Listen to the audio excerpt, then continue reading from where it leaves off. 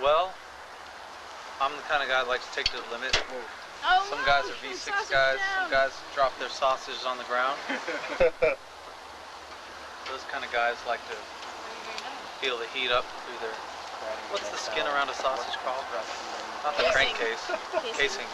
Some guys like to feel the heat in their casing. And I just like to feel a good casing. And that's what tonight was.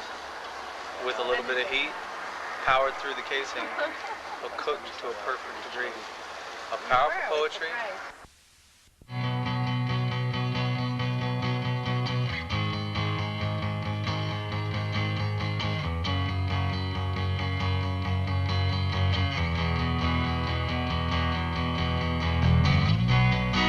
There's a matador in you, hands of red and blue. Grab your beers, bring them with you.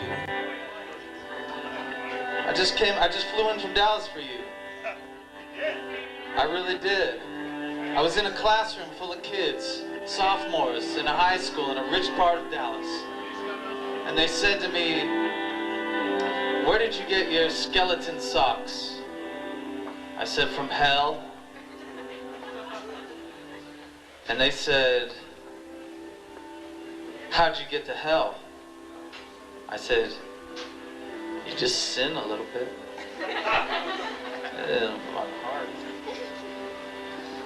So Halloween's coming. I had to express to them that Halloween was coming. And so I wrote this little poem for you lovebirds based on Halloween called The Demon's First Date. And it goes like this.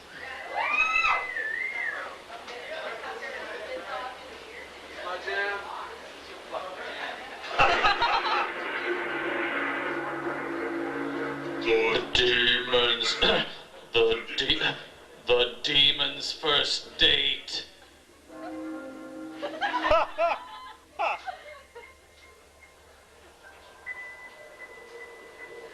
I was so nervous. I talked about glacial disasters and owls attacking her eyeballs. They're so beautiful, I wanted to hard boil them. She told me sweetness didn't sit well with her, so she puked into my glass of ox blood, and we toasted. She said, "Here's to our brothers in heaven. May they understand why we exist. Cheers." She leaned over hard, kissed my mud-black tongue. Our mouths bashed sparks like the metal salmon that charge up the river Styx. So I jammed a fork in her eye. She went to pierce her poisoned fingernails into my chest to pull out my heart, nibble on it. As she reached into my ribs, she pulled out a pet rock, which is something I usually do at parties. I had written on it, "Look up." Molotov cockatiels soared overhead, wings ablaze, shedding ash, which fell in the shape of Cupid's arrow. As she pulled up the eagle-skin dress to defecate on it, I felt like she could be the one. I walked her home, tried to push her down a well, but as she lost her balance, grabbed onto my warty hand, dragged me down the hole with her, we fell forever. We landed in hell's sewer, which for us was still pretty bad.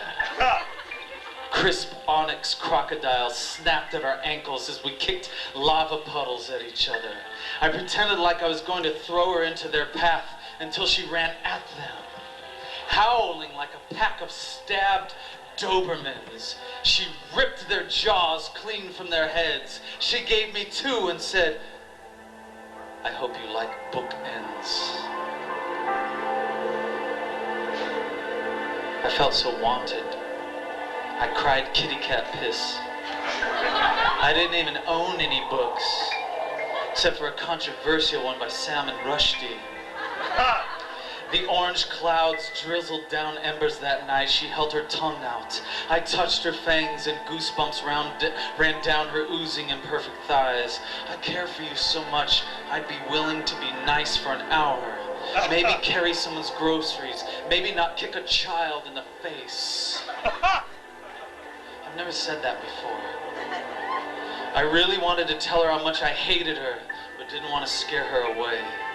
The feeling nagged at me, as if the Antichrist was gestating hope in my abdomen.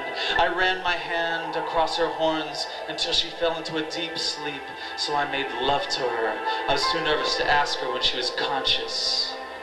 I touched the torch in her esophagus. Nude, a storm of sledgehammers slid down through the thunder, and I caught one for her, placed it up in her womb so she could feel like I was always with her. I dragged her to a pile of recycled skulls, beat one into a heart shape. She said, "What is that?" I said, "This is the human symbol for needing someone." She bit into it like a Bavarian pretzel, laughed. Another damn kiss, passed the white pieces into my mouth, a communion. Wolves made of syringes followed us in wonder. We kicked them in the needles and ran home, knocking over every newspaper stand, claw in claw, as warm halcyon splashed the shores of hell's ocean.